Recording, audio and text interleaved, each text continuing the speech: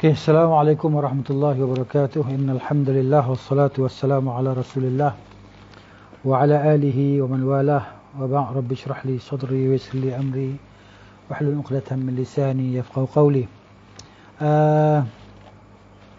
Pada malam ni kita sambung lagi berkenaan dengan kitab Tib. Dan kita sampai pada muka surat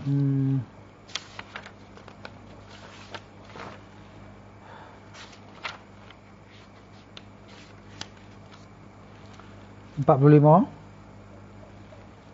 muka surat 45.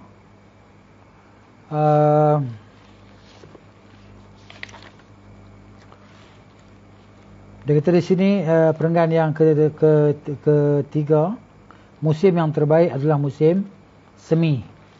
Yang ni musim bunga lah. Musim semi ni makna musim bunga. Okey, kita masih lagi perbahasan berkenaan dengan penyakit taun dan cara mengubatinya dan berjaga ataupun memelihara diri daripada penyakit taun tadi. Itulah dia tajuk kita. Kata Ibn Qayyim sin rahimahullahu taala, wa asahul fusul, ya, musim yang terbaik lah kan padanya adalah faslur rabi', iaitu musim bunga, ataupun dia kata di sini musim semi. Hippocrates menegaskan pada musim gugur, dia kata penyakit itu semakin mewabah dan lebih mematikan. Yang mana pada musim gugur, musim luruh ni maknanya penyakit tadi begitu mudah tersebar dan ia amat membunuhlah waktu tu.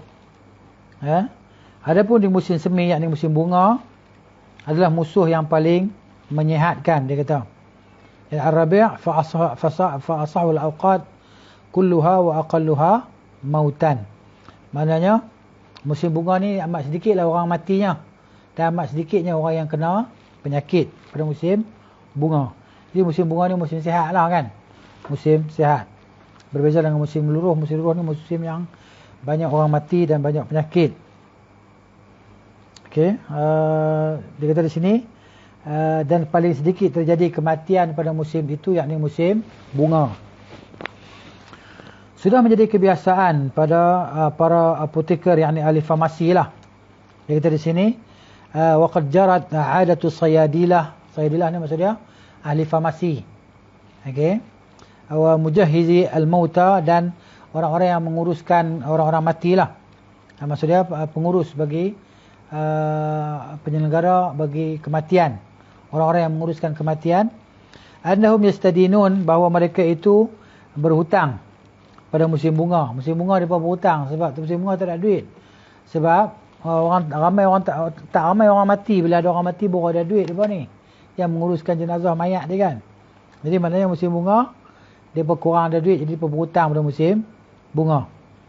Yastadinun wa yatasallafuna fi ar-rabi' was-sayf, dan mereka berhutang pada musim musim bunga dan musim panas untuk menghadapi musim luruh.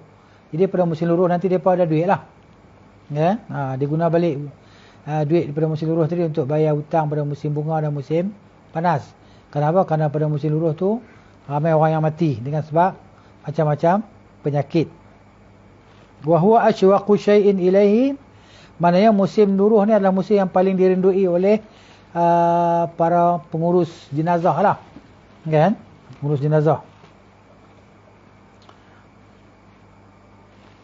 Kemudian wa afrahu biqudumihi, dan mereka gembira dengan kehadiran musim luruh kerana ramai orang mati boleh buat duit menguruskan jenazah.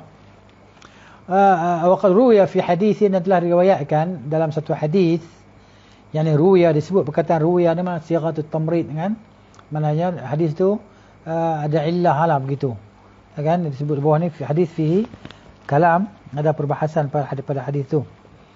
Baik, dia kata di sini dalam hadis tu, idza tala'a an-najmu irtafa'atil 'ahatu an kulli baladin. Apabila terbitlah bintang, tala'a terbit bintang, irtafa'atil 'aha, maka terangkatlah penyakit daripada setiap negeri, setiap negara. Hadis dia kata maknanya padanya ada perbahasan lah. Okay. Tetapi kerana ada syawahid yang datang menyokong dia, kan, mana dia boleh terangkatlah hadis ni kan, jadi kuatlah gitu. Dan ditafsirkan hadis dengan bitulu'is suraya, dengan terbitnya bintang suraya. Ada kata di sini terjemah bintang kojora, kan? Dalam bahasa Arab dia terbit bintang suraya. Dan ditafsirkan dengan terbitnya an-nabat, segala tumbuh-tumbuhan, zaman ar-rabi' pada musim bunga. Okey. Dan ditafsirkan juga maknanya bahawa artinya adalah tumbuhnya tanaman di musim bunga. Idza tala'a an-najmu irtafa'atil 'ahatu 'an kulli baladin, juga ditafsirkan bahawa dengan terbitnya tumbuh-tumbuhan, maksudnya tumbuhnya tanam-tanaman pada musim bunga. Wa minhu, dan darinya juga disebut maknanya dalam firman Allah Taala dalam surah Ar-Rahman ayat 7, wan najmu wasyajaru yasjudan, bintang dan pokok kedua-duanya itu sujud. Ya. Fa inna kamala tulu'ihi wa tamamahu, dan sungguhnya kesempurnaan terbitnya, ya, tanam-tanaman itu, tumbuh-tumbuhan itu, yakunu fi fasl rabi', ia berlaku pada musim bunga. Jadi maksudnya musim bunga ni tumbuh-tumbuhan pun tumbuh dengan melata, dengan meriah lah tumbuh-tumbuhan tadi kan. Wa huwa fasl, dan dia adalah musim alladhi tartafi'u fihi al-afat, musim yang terangkat padanya segala penyakit, iaitu musim bunga, musim bunga. Jadi kita di sini tak ada musim bunga lah, kan? Jadi kalau tempat yang ada ada 4 musim bunga, musim luruh, musim panas, musim sejuk tu kan. Ni. Wa amma Thuraya, kata Ibn Qayyim rahimahullah taala, adapun Thuraya, bintang Suraya itu, kan? Dia terjemah je bintang kejora. Fal amrad takthuru, penyakit jadi banyak waktu tu. Okey. Waktu tulu'iha ma'al fajri wa suqutiha. Dia takthuru, maka penyakit waktu itu jadi banyaklah waktu dia terbit bersama waktu fajar. Wa suqutuha, dan ketika dia tenggelamlah. Nantilah ketika tenggelam bintang tersebut. Dia kata sini, adapun saat terbitnya bintang kejora bersamaan dengan terbitnya fajar. Terbitnya fajar, terbitlah bintang tadi, ya, justru berbagai macam penyakit bertambah. Demikian pula ketika tenggelamnya bintang tersebut. Baik. Qala at-Tamimi fi kitab Madatul Baqa, berkata at-Tamimi dalam kitab Madatul Baqa, nama kitab dia, ashaddu awqatis sanah fasadan wa a'zamuha baliyatan 'ala al-ajsadi waqtan. Dia kata waktu yang paling buruk dalam setahun, yang paling banyak kerosakan dia dalam setahun, kan, dan paling banyak musibah dia dalam setahun ke atas tubuh badan adalah 2 waktu. Dia kata adalah 2 waktu, yakni waqtan, 2 waktu. Ahaduhuma, yakni waktu yang pertamanya waktu suquti suraya, iaitu waktu tenggelamnya bintang suraya tadi, inda tulu'il fajri, ketika terbit fajar.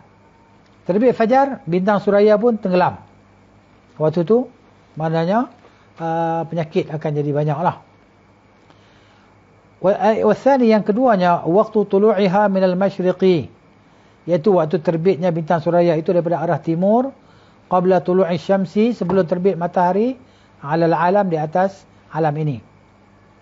Bimanzilatin min manazil qamar, dia terbit di satu tempat di antara tempat-tempat bulan, tempat-tempat peredaran bulan. Wa huwa waqtu tasarrumi fasl rabi' wa inqidha'ihi, dia waktu nak habis dah musim bunga. Waktu tu dah nak habis musim bunga. Ghaira anna al-fasad al-ka'in 'inda tulu'iha aqallu dararan, maknanya kerosakan yang berlaku ketika terbitnya bintang suraya itu lebih sedikitlah berbanding dengan ketika bintang itu nak tenggelam. Bila nak tenggelam, penyakit dia lagi banyak, mudarat lagi banyak.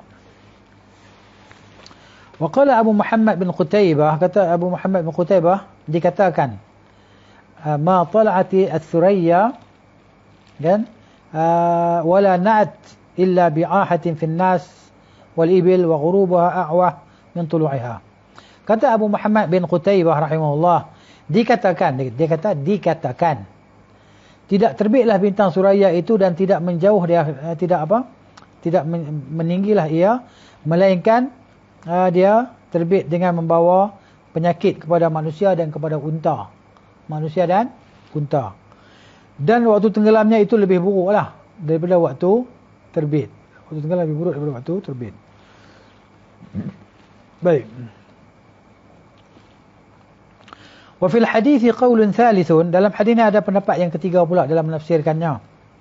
Wala'allahu aula al-aqwal bihi, dan barangkali dia merupakan pendapat yang paling utamalah dalam menafsirkan hadis ini.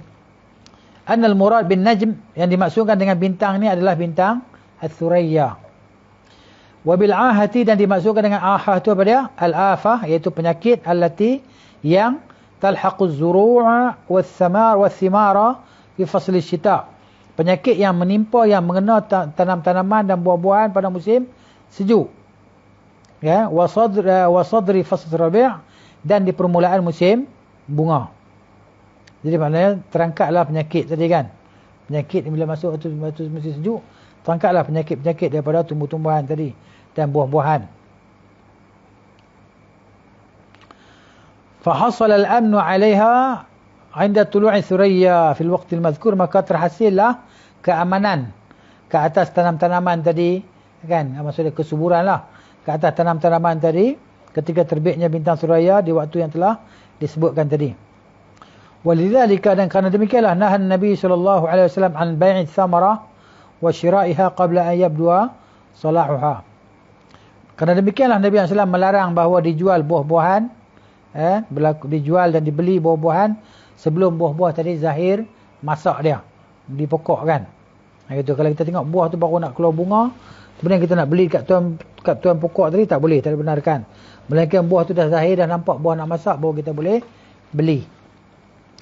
Wal maksud, kata Ibn Qayyim di sini, maksudnya di sini dia kata rahimahullah, okey, al-kalam ala hadihi sallallahu alaihi wasallam 'inda wuqu'it ta'un.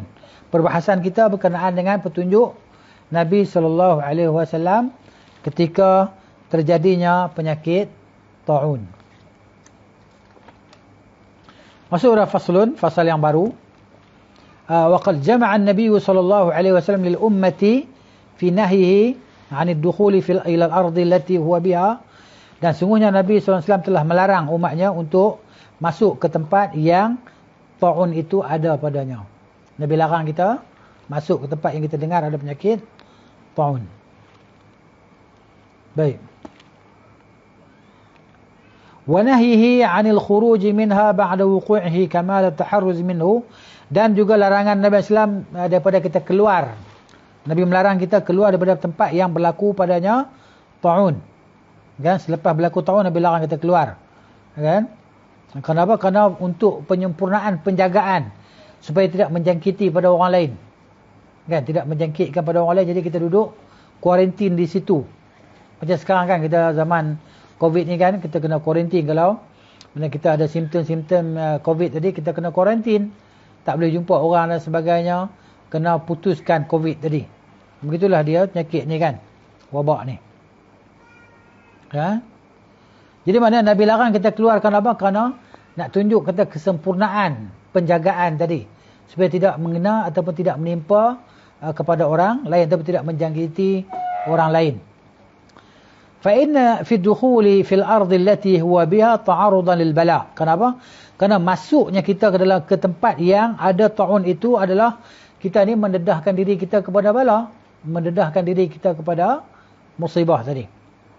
Wa muwafatan lahu fi mahall sultanihi. Maksud dia, kan? Jadi Nabi SAW nak menjaga kita lah supaya tidak terjebak dengan penyakit ni. Dia kata, jadi, dan berarti juga menolong membinasakan diri sendiri, kan? Dan menyerahkan diri kepada penyakit, menyongsong penyakit di istananya sendiri. Maksudnya kita bawa penyakit sendiri main kat kita. Dan berarti juga menolong membinasakan diri sendiri. Wa i'anatan lil insan ala nafsihi, wa hadha mukhalifun li syar'i wal aql. Ini menyalahi bagi syariat dan akal. Syariat tak boleh terima, akal pun tak boleh terima. Bal tajannubud dukhul ila ardihi min babil hamiyati Bahkan menjauhi daripada memasuki tempat yang ada ta'un itu adalah termasuk dalam bab pemeliharaan diri, penjagaan diri yang Allah Subhanahu wa taala telah beri petunjuk kepadanya, iaitu wahya hamiyatu 'anil amkinah wal ahwiyatil mu'dhiyah, iaitu menjaga diri daripada tempat-tempat yang ada penyakit tadi, dan juga daripada dipanggil apa di sini, al-ahwiyah al-mu'dhiyah, hawa ataupun angin udara yang kotor lah, udara yang boleh mendatangkan penyakit.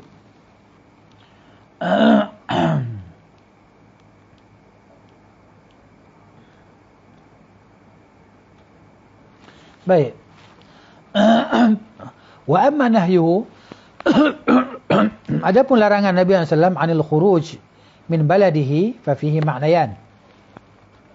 Kata Ibn Qayyim, adapun tegahan ataupun larangan Nabi SAW supaya kita keluar daripada tempat yang ada ta'un tadi, padanya ada dua makna lah. Larangan Nabi keluar daripada tempat yang ada ta'un tu, padanya ada dua makna. Makna yang pertama iaitu hamlun nufusi ala thiqati billah, ya, mendorong jiwa manusia untuk percaya kepada Allah Subhanahu wa taala. Ini thiqah, yakin dan percaya kepada Allah taala, tunggu ketetapan dan takdir Allah taala kepada kita. Macam mana Allah nak lakukan kepada kita. Kemudian wattawakkul alaihi, dan bertawakal ke atas Allah, wasabru ala aqdiyatihi, dan sabar di atas qada Allah taala, wa ridha biha, dan redha dengan ketentuan Allah Subhanahu wa taala. Apapun yang kena, maka kita terima dan redhalah. Nabi sallallahu tak pergi kita keluar daripada tempat tu kerana takut menjangkiti orang lain, maka kita dalam tu kita kena sabar, kita kena redha, kan? Kita kena bertawakal kepada Allah, kena yakin kepada Allah Subhanahu wa taala. Apa-apa yang Allah nak timpakan kepada kita, semuanya adalah kebaikan, kan? Kalau dimatikan dalam keadaan macam tu, insya-Allah mati dalam keadaan husnul khatimah, mati dapat syurga, kan? Jadi ataupun sembuh selepas itu, maka insya-Allah kesembuhan yang mendatangkan pahala setelah redha. Begitu. Yang keduanya, dia kata di sini, ma qalahu a'immatut tib, apa yang telah dinyatakan oleh para pakar kedokteran, annahu yajibu ala kulli muhtarizin min al-waba', bahawa apabila seorang ingin menyelamatkan diri daripada wabak penyakit yang menimpanya, maka ia harus, dia kata, mengeluarkan kelembapan berlebihan daripada tubuhnya. Kan maksud dia? Mengeluarkan peluh lah. Gitu. Wa yuqallil al-ghidha, dan menyedikitkan makanan lah. Maksud dia kata menyedikitkan makan, maksudnya melakukan diet. Yuqallil ghidha, maksud dia diet lah, diet, kurang makan. Kemudian wa yamilu ila tadbiril mujaffif min kulli wajhin, dan dia maknanya mengetatkan segala aktivitas kecuali olahraga dan mandi, illa riyadhah wal hammam. Hammam ni maksud dia, kalau ikut istilah dalam bahasa Arab ni, terjemah dalam bahasa kita, maksud tempat mandi air panas, mandi wap, itu hammam, kan? Baik, kenapa? Kerana riyadhah dan hammam itu fa innahuma mimma yajibu an yuhdhara, maknanya termasuk perkara yang wajib kita perhatikanlah, kan? Dia kata keduanya harus betul-betul dihindari secara total, kerana tubuh penderita pada umumnya tidak lepas daripada berbagai unsur jahat yang tersembunyi dalam tubuh, kan? Jadi orang yang penyakit macam kita ni, kan, macam-macam penyakit ada, penyakit dalam tubuh badan kita ni, penyakit. Jadi maknanya kita ni tak terlepas daripada unsur jahat yang tersembunyi dalam tubuh kita. Dia boleh membawa mudarat, kan? Sekarang kita tak rasa apa-apa, tapi bila dah teruk, dia naik mana, dia boleh tak akan terasa, kan, berat ataupun terasa sakit yang amat tadi. Semua unsur itu akan menggeliat, dia kata. Ya. Lian al-badan la yakhlu ghaliban min fadli radi'in kaminin fihi fatuthiruhu ar-riyadhah wal hammam. Dia kata semua unsur ni akan menggeliat bila seorang melakukan menggeliat, maksudnya dia aktif, kan? Bila seseorang melakukan olahraga atau mandi, sehingga seluruh unsur bercampur menjadi satu. Hal itu bisa menimbulkan penyakit lain yang juga berbahaya, dia kata. Kan?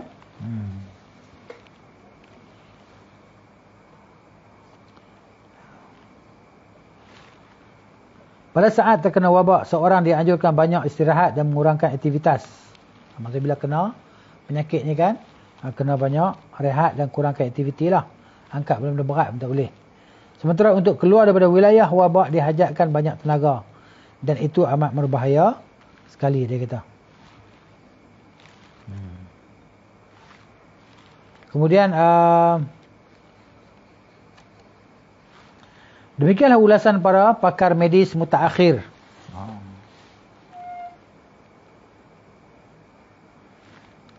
Sehingga pengertian medis dari hadis tersebut semakin jelas. Hadis tersebut mengandung pengobatan dan penjagaan kesihatan terhadap penyakit fizik dan penyakit rohani, penyakit dalaman dan penyakit luaran.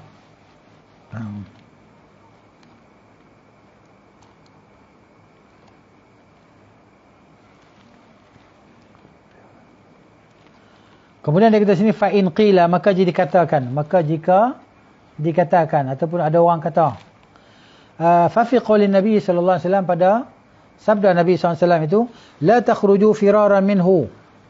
Okey, maka jika dikatakan dalam sabda Nabi sallallahu alaihi wasallam, jangan kamu keluar daripada tempat tersebut, tempat yang ada wabak taun itu, kerana melarikan diri darinya. Ya. Ada kata di sini. Okey.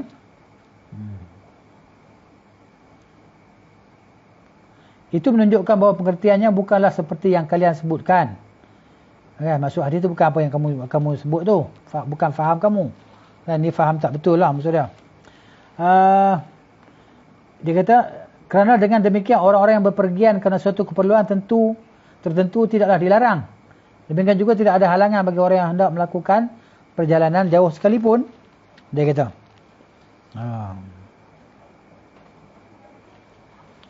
Qila, maka dijawab, dia kata. Qila, maka dijawab. Lam yaqul ahadun tabibun wala ghairuhu. Tidak ada seorang doktor pun yang mengatakan. Begitu juga selainnya. Ya? Bahawa orang yang terkena penyakit taun ni, penyakit pes, dia kata penyakit taun, harus yang ni mesti meninggalkan seluruh aktivitasnya. Ya, maksud dia, bukan maksud dia kena tinggalkan semua sekali kerja-kerja dia. Bukan maksud gitu. Sehingga ia tidak ubahnya seperti benda mati saja. Macam duduk, tak kerja apa. Macam tunggu kayu. Ya. Namun yang disarankan adalah mengurangi aktivitas dapat mungkin. Maknanya, yang bagi fihi at-taqallul min al-harakah bihasbil imkan. Kurangkan pergerakan tubuh dia tadi. Wal farru minhu la mujib li harakatihi illa al-mujarrad firar minhu. Dia kata, orang yang sekadar menghindari tidak berarti ia banyak bergerak. Tetapi sekadar menghindarinya sahaja dengan tidak banyak bergerak dan memperbanyak istirahat, kondisi fizik dan rohani akan semakin baik. Luaran dan dalaman akan jadi baiklah, sebab kita ni bila luaran ni kita rehat semua tadi, dia akan bawa kepada kerehatan dalaman. Begitu. Akan membuat seseorang lebih dekat pada sikap tawakal kepada Allah dan berserah diri terhadap takdirnya. Ini dia. Ya. Adapun orang yang selalu beraktivitas, yang selalu berdriadah, bekerja ni kan, seperti tukang buruh, musafir, tukang pus, ya, tukang pus sebenarnya kurier tu lah, dan yang lainnya, tidak mungkin dikatakan kepada mereka, tinggalkanlah semua aktiviti kalian secara total. Kalaupun mereka dilarang melakukan aktivitas, yakni meninggalkan aktivitas yang tidak berguna bagi mereka, seperti aktivitas musafir yang tidak ada gunanya, sebagai upaya menghindar daripada penyakit tersebut dan sejenisnya, wallahu ta'ala alam. Dia sebenarnya musafir yang tak ada apa-apa tadi kan, yang buang masa je, hindarkanlah. Begitu maksud dia. Kemudian berkenaan dengan tegahan, wa fil man'i min ad-dukhul, tegahan daripada masuk ke tempat yang berlaku padanya penyakit taun tadi lah. Dan dia berlaku dengan sebab beberapa hikmah lah. Larangan tadi di atas beberapa hikmah. Baik, hikmah yang pertamanya, tajannubul asbab al-mu'ziyah wal bu'du minha, iaitu menjauhkan diri dari berbagai hal yang membahayakan. Ya, tajannub, menjauhi sebab-sebab yang menyakiti. Ya, wal bu'du minha, dan menjauhkan diri daripadanya. Ini dia.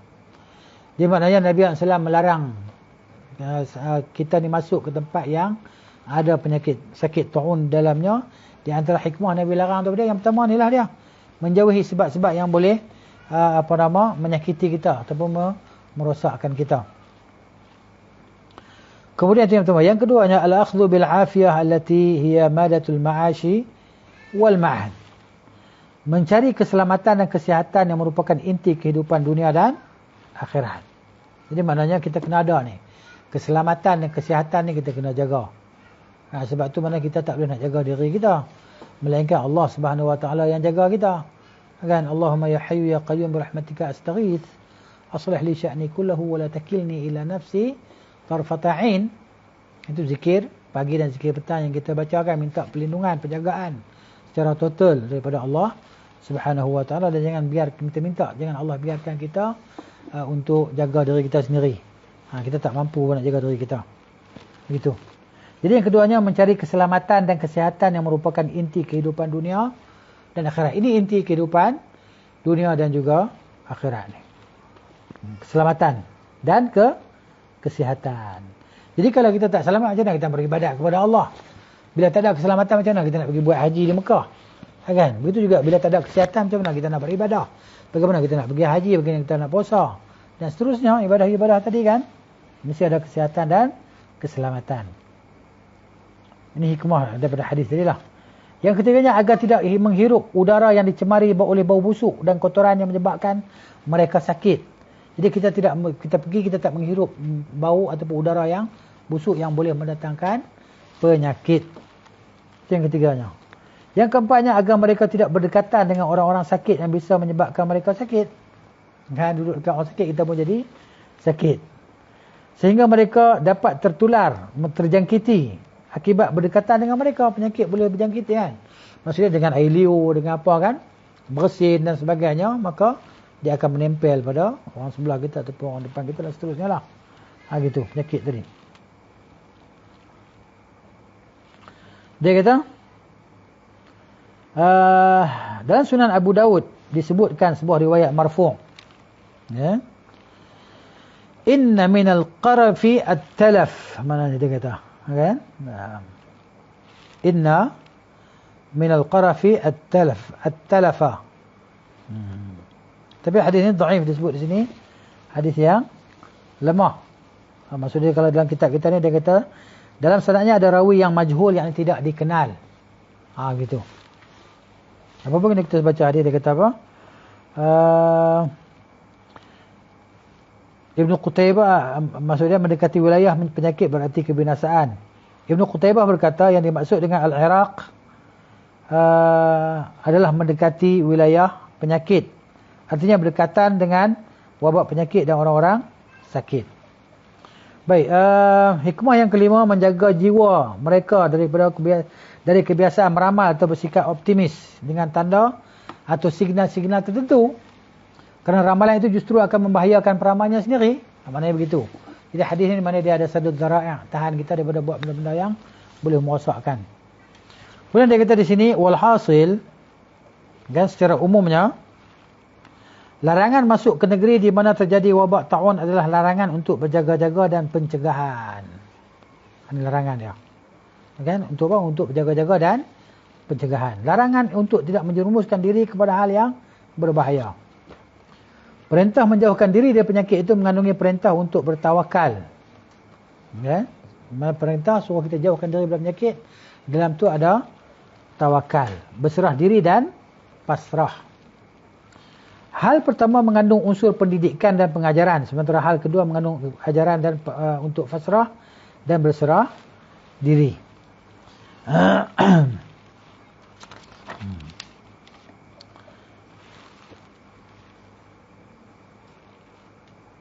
Kemudian dia kata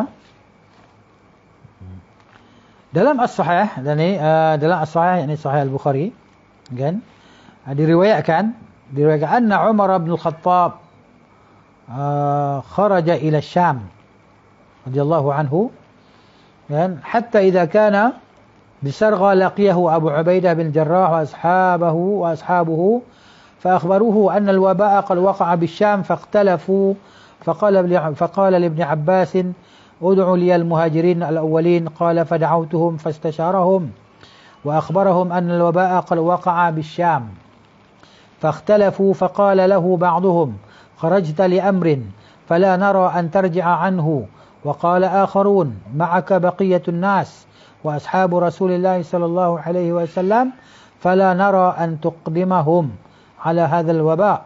فقال عمر ارتفعوا عني، ثم قال ادعوا لي الأنصار. فدعوتهم له فاستشارهم فسلكوا سبيل المهاجرين واختلفوا كاختلافهم، فقال ارتفعوا عني، ثم قال ادعوا إلي من ها هنا من مشيخة قريش من مهاجرة الفتح. فدعوتهم له فلم يختلف عليه منهم رجلان، قالوا نرى أن ترجع بالناس ولا تقدمهم على هذا الوباء. panjang ini. فأذن عمر في الناس إني مصبح على الظهر فأصبحوا عليه. فقال أبو عبيدة بن الجراح رضي الله عنه يا أمير المؤمنين إقرارا من قدر الله أفرارا من قدر الله تعالى؟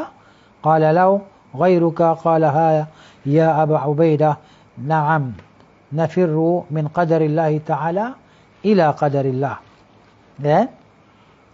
أرأيت لو كان لك إبل فحبطت واديا له عدوتان إحداهما خصبة والأخرى جدبة، ألست إن رعيتها الخصبة رعيتها بقدر الله تعالى، وإن رعيتها الجدبة رعيتها بقدر الله تعالى؟ قال فجاء عبد الرحمن بن عوف وكان متغيبا في بعض حاجاته، فقال إن عندي في هذا علما سمعت رسول الله صلى الله عليه وسلم يقول إذا كان بأرض وأنتم بها فلا تخرجوا فرارا منه، وإذا سمعتم بأرض فلا تقدموا عليه. Oh, panjang hadis ni. Hadis ni panjang. Kita tengok mana dia. Okay? Baik. Dalam as-sahih diriwayatkan bahawa Umar Al-Khattab radhiyallahu anhu pernah pergi ke Syam, sehingga ketika sampai di Saragh beliau bertemu dengan Abu Ubaidah bin Al-Jarrah radhiyallahu anhu dan teman-temannya. Mereka memberitahukan bahawa ada wabak terjadi di negeri Syam. Okay? Mereka saling berselisih faham. Beliau berkata kepada Ibn Abbas, tolong panggilkan orang-orang Al-Muhajirin yang awal. Ia pun memanggil orang-orang Muhajirin yang awal dan mengajak mereka bermusyawarah. Mereka pun berbeza pendapat. Sebahagian di antara mereka berkata, bukankah engkau pergi ke sana untuk suatu urusan? Kami memandang tidak ada gunanya engkau pulang kembali. Sementara sebahagian lagi berkomentar, tetapi engkau pergi bersama orang banyak. Tetapi engkau pergi bersama banyak orang lain dan juga para sahabat Rasulullah sallallahu alaihi wasallam. Tidak sepatutnya engkau mengajak mereka mendatangi wabak tersebut. Ya. Jadi engkau ni Umar, kau bawa sahabat-sahabat Nabi semua ramai, jadi tak sepatutnya engkau pergi ke situlah. Maka Umar radhiyallahu anhu berkata, sudah cukup, lekas panggilkan orang-orang Al-Ansar pula, panggil Ansar pula. Maka orang-orang Ansar pun dipanggil, mereka pun diajak bermusyawarah. Ini ketika Umar dah kena apa nama ni? Bukan, mana ini ketika itulah di Syam tadi kan. Mereka pun berbuat sama dengan kalangan Al-Muhajirin. Mereka juga saling berbeza pendapat dengan yang lain. Akhirnya Umar kembali berkata, sudah cukup. Sekarang tolong panggilkan tokoh-tokoh Quraisy. Tengok pendapat mereka pula. Yakni mereka yang ikut dalam penaklukan kota Mekah. Mereka pun dipanggil. Ternyata mereka sepakat dan tidak ada perbezaan pendapat di antara mereka. Mereka semua berkata, kita pulang saja. Jangan kita mendatangi wilayah tersebut. Maka Umar pun mengumumkan kepada orang-orang yang bersama beliau, hari ini aku akan bertahan di atas belakang, yakni di atas tunggangan hingga ke pagi hari. Lakukanlah hal yang sama. Berubahlah kalian mengikut diriku. Abu Ubaidah bin Al-Jarrah bertanya, wahai Amirul Mukminin, bukankah itu berarti kita berlari daripada takdir Allah? Beliau menjawab, kita lari daripada satu takdir Allah kepada takdir yang lain. Lari daripada takdir Allah kepada takdir Allah. Cuba kamu fikirkan. Seandainya kamu memiliki seekor unta yang kamu gembalakan di sebuah lembah yang memiliki dua tempat. Yang satunya subur dan yang satunya gersang. Kemarau, kering. Tanah keras. Bukankah kamu akan mengembalakannya di lokasi yang subur? Bila kamu lakukan itu, berarti kamu melakukannya dengan takdir Allah. Dan kalau kamu mengembalakannya di tempat yang gersang, kamu juga melakukannya dengan takdir Allah. Jadi tak boleh keluar daripada takdir kita. Apa yang kita pilih itu tak akan keluar daripada takdir Allah Ta'ala sejak azali. Maka datanglah Abdul Rahman bin Auf yang saat itu sedang keluar mencari rezeki. Dia berkata, dalam persoalan ini saya memiliki pengetahuan daripada Rasulullah SAW. Saya pernah mendengar Rasulullah SAW bersabda, "Idza kana bi ardin wa antum biha." Apabila dia ni dah ada pada satu tempat, tahun ni datang pada satu tempat, dan kamu berada di situ, tempat itu, fala takhruju firaran minhu, maka janganlah kamu keluar melarikan diri daripadanya. Kan? Jadi maknanya dia kalau kena pada orang tu, maka orang tu akan dapat pahala syahid lah. Pahala syahid, mati syahid di sisi Allah Subhanahu wa ta'ala. Baik. Jadi Rasulullah bersabda, "Idza kana bi ardin wa antum biha." Apabila dia berada di satu bumi, kan, satu tempat, sedangkan kamu berada padanya, fala takhruju firaran minhu, maka janganlah kamu keluar melarikan diri daripadanya. Jangan lari. Kan? Wa idza sami'tum bihi bi ardin, apabila kamu dengar dia berada di satu tempat yang lain, fala taqdamu alaihi, maka jangan kamu menghampiri kampung ataupun tempat tersebut. Tempat tu kena kuarantin. Macam kita lah, kalau ada orang seorang COVID di satu rumah kena kuarantin kan. Berapa belah hari tak tahulah. Itu nasallallahu al-afiyah. Kita berdoa kepada Allah Subhanahu wa taala supaya Allah beri kesembuhan tadi. Kemudian habis masuk bab tu. Masuklah bab fasal petunjuk Nabi SAW tentang penyakit al-istisqa dan cara pengubatannya. Penyakit al-istisqa. Istisqa ni penyakit apa nama? Dahaga air ke macam mana? Istisqa minta air, minta hujan, minta air, penyakit. Ni. Baik, kita tengok dia kata. Faslun fi hadihi SAW fi da'il istisqa wa ilajihi. Faslun pada menjelaskan tentang penyakit al-istisqa dan cara pengubatannya. Ya. Dalam bahasa Arab pun ditulis istisqa, bahasa Rumi pun ditulis terjemah istisqa. Tak ada perkataan yang nak digunakan untuk istisqa itu. Apapun dia kata dalam Sahih Al-Bukhari dan Muslim daripada hadis Anas bin Malik radhiyallahu anhu, katanya, qadima rahtun min Urainah, min Urainah wa Ukal ala Nabi sallallahu alaihi wasallam. Jadi mana datang satu kabilah, ya kan, daripada bangsa Urainah dan suku Ukal. Mereka datang menemui Nabi sallallahu alaihi wasallam. Bila sampai dia duduk di Madinah, fajtawu al-Madinata. Okay? Jadi mana mereka diserang penyakit di Al-Madinah. Diserang penyakit.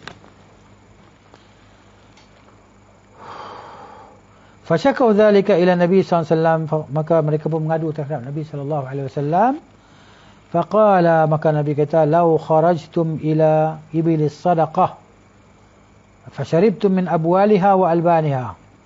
Nabi kata dekat mereka yang sakit tadi, alangkah baiknya kalau kamu semua pergi ke tempat penjagaan unta zakat. Sana ada tempat yang digunakan khas untuk menjaga unta zakat. Pergi sana minum susu dia, ambil. Ya. Jadi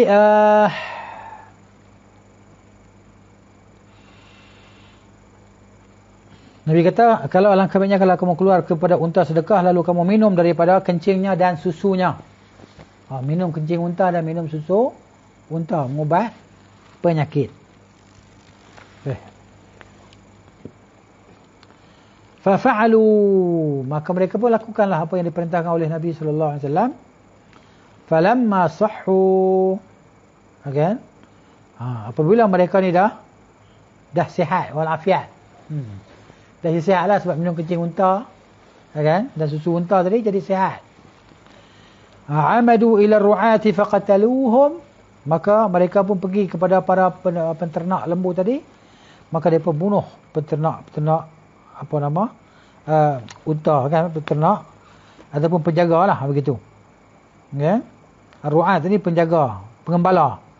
Falamma sahhu, apabila mereka sihat, amadu ila ru'at, mereka mula Mereka pergi kepada pengembala tadi, faqataluhum, lalu mereka membunuh pengembala unta tadi. Membunuh. Wastaqu al-ibil, maka mereka pun ambil lah. Kan? Mereka ambil unta. Bawa lari unta. Wa harabullaha wa rasulahu, dan mereka memerangi Allah dan Rasulnya sallallahu alaihi wasallam. Faba'atha Rasulullah sallallahu fi atharihim. Maka Rasulullah pun hantarlah sahabat-sahabat untuk mengejar dan menangkap pokok ni. Pokok murtad ni. Fa'ukhidhu, maka mereka ni pun ditangkap. Faquti'a aydiyahum wa arjulahum. Maka dipotong tangan dan kaki mereka. Tangan potong, kaki potong.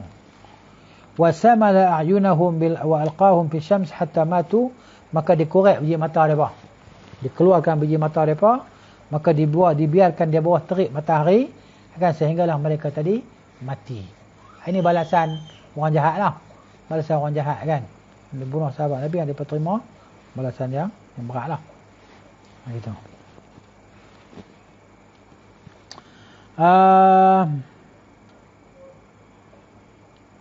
Mati dibiarkan macam tu, kan.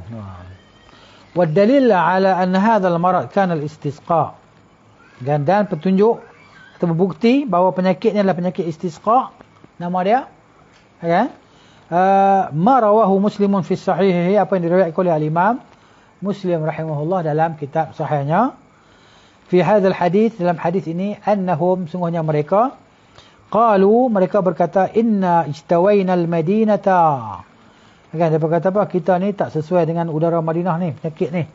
Kan? Kita telah mengalami penyakit di Al-Madinah ini. Fa'azumat butununa, maka perut kita jadi mengembang. Perut jadi mengembang. Jadi tegang. Perut tadi, angin masuk, dia tegang. Wartahasya a'dha'una, dan seguluh anggota badan kita ni menggementar. Wa dzakara tamam al-hadis, yang dia menyebutkan hadis secara sempurna lah. Kan? Gitu. Jadi dia punya nak isbat apa nama tentang penyakit tu, nama dia penyakit al-istisqa itu saja. Baik, wal jawai disebut wal jawa sini diterjemah jadi Jawa. Kalau terjemah dia apa nama penyakit muka surat 52 tu, kan. Apa nama pengarif perenggan paling atas tu, penyakit yang disebutkan dalam hadis itu adalah penyakit Jawa. Bukan Jawa, bahasa Jawa tu maksud dia gitu tak. Wal jawai, jawai ni apa dia? Jawai, al jawai ni, kan, itu Jawa. Al jawai da'un min adawa'il jawf, dia adalah penyakit daripada penyakit dalaman, penyakit dalaman, rongga tadi. Gitu. Wal istisqa, istisqa ni apa dia? Istisqa ni maradun madiyun, dia adalah jenis penyakit yang apa nama, penyakit yang zahir lah, begitu. Sababuhu madatun gharibah baridah tatakhallal al-a'dha', sebab dia, kan, dia kata ada benda ganjil yang sejuk yang masuk ke dalam anggota tadi, maka dia pun mengembang, kan, dalam tubuh tadi. Sama ada pada anggota tubuh yang zahir ataupun pada anggota-anggota yang dia kata di sini al-khaliyah min an-nawahi allati fiha tadbir al-ghidha wal akhlat. Dia kata sehingga dia kata menyebabkan kebengkakan baik organ tubuh luar seluruhnya atau tempat-tempat kosong dalamnya, seperti terjadi metabolisme dan pencernaan makanan. Bentuk penyakit ini ada 3, dia kata.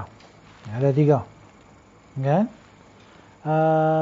Bahagian yang menyerang tubuh yang berdaging, dan ini yang paling berbahaya, dia kata, wa huwa ashabuha, yang menyerang rongga tubuh dan busung, dia kata. Begitu. Perut, menyerang bahagian perut lah, maksud gitu. Kemudian dia kata sini, walamma kanat al-adawiyah al-muhtaj ilaiha fi ilajihi hiya al-adawiyah al-jaliyah allati fiha itlaqun mu'tadil. Dia kata kerana ubat yang dihajatkan untuk penyakit ini adalah ubat yang perangsang, yang memiliki takaran seimbang. Dia punya dos dia tu kena tepat dan dapat mempelancarkan metabolisme sesuai hajat kita. Jadi nak makan ubat ni maknanya, kan, dia kena ada eksperimen dulu. Makan ubat ni banyak mana dia punya dos dia, baru ubat tu jadi, kan. Tidak, tak jadi. Kemudian dia kata semua kriteria itu ternyata ada pada air seni unta, air kencing unta dan susu.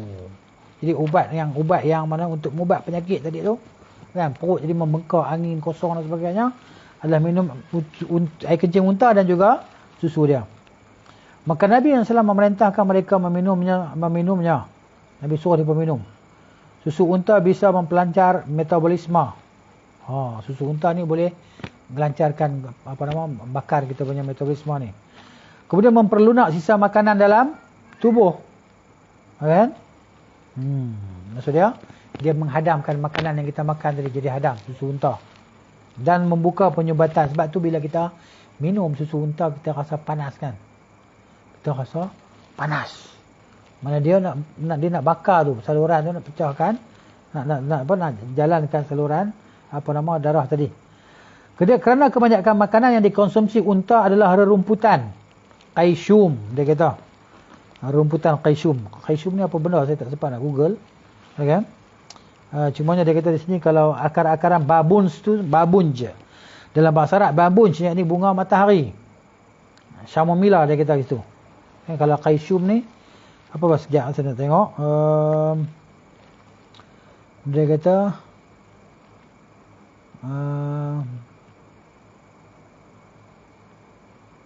apa tadi?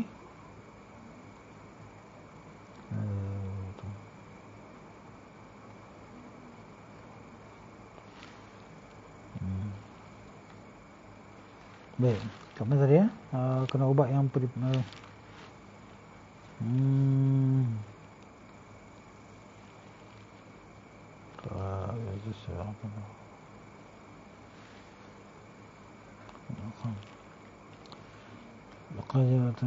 tafsifan tafsir sada idza kana qaisum.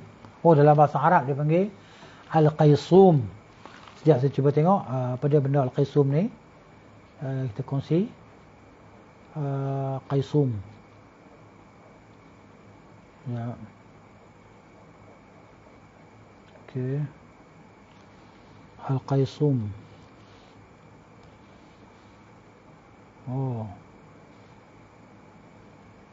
Sejenis bunga al-qaisum ni. Kalau dalam bahasa Inggeris yarrows, YARROWS, yarrows. Yarrows nama dia. Terjemah dalam bahasa Inggeris Achillea. Dia maksud dia sekumpulan tanaman berbunga dalam keluarga Asteraceae. Asteraceae. Gitu. Dia jenis bunga warna kuning ada, warna putih ada. Ni boleh Google tengok Boleh Google. Dalam bahasa Arab dia qaisum. Qaf ya sad waw mim. Dia keluarkan, dia tunjuk image pada kita lah. Image bunga tanaman ataupun tumbuhan ni. Sebagai ubat lah. Begitu. Babunj tadi maknanya babunj tadi macam bunga matahari macam tu. Kan? Chrysanthemum, idkhir. Dan idkhir ni kita baca dalam hadis Janaiz tu kan, daun dia ni wangi kan, ditutup pada mayat. Kalau macam Mus'ab radhiyallahu anhu yang meninggal tu kan, kain dia nak tutup badan dia tak cukup, kain tutup bahagian kepala dan bahagian kaki tutup dengan daun idkhir ni. So idkhir ni daun yang wangi.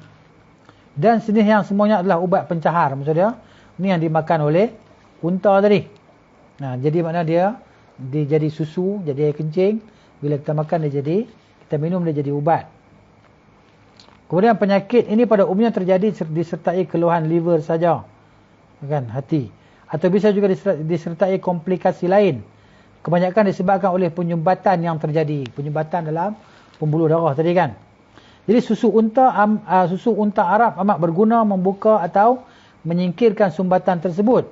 Sebagaimana telah dijelaskan. Kita di sini. Kan? Kemudian qala Ar-Razi berkata, Ar-Razi kata apa?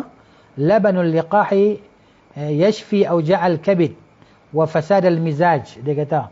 Kan? Kata Ar-Razi, air susu unta Arab bisa membantu menyembuhkan penyakit liver, penyakit jantung ataupun hati, atau kerosakan metabolisme. Susu unta ni maknanya kalau kita boleh minum susu unta baguslah. Tapi jangan letak gula. Gula tu jadi racun lah pula. Gula ni maknanya kita kalau orang kena diabetes ni jadi musuh utama kita lah gula tu. Gitu. Kemudian kata Al-Isra'ili. Jadi mana di situ dah. Kita dah sampai masa dia. Jadi rasanya cukuplah untuk malam ni cakap tu kan. Nanti kita sambung lagi lah insya-Allah. Berkenaan dengan penyakit dia panggil istisqa kan, yang berlaku tadi dalam hadis yang sahih berkenaan dengan Arab Badui itu, yang mereka Arab yang datang bertemu dengan Nabi SAW, akhirnya mereka membunuh lah kan, dan jadi murtad dan mereka dibunuh oleh Nabi SAW. Jadi kita sampai di situ. Al-Isra'ili menyatakan sampai di situ dulu. Wallahu ta'ala a'lamu bis-shawab. Barakallahu fikum, jazakumullahu khairan. Subhanakallahumma wa bihamdika asyhadu an la ilaha illa anta astaghfiruka wa atubu ilaik. Assalamualaikum warahmatullahi wabarakatuh.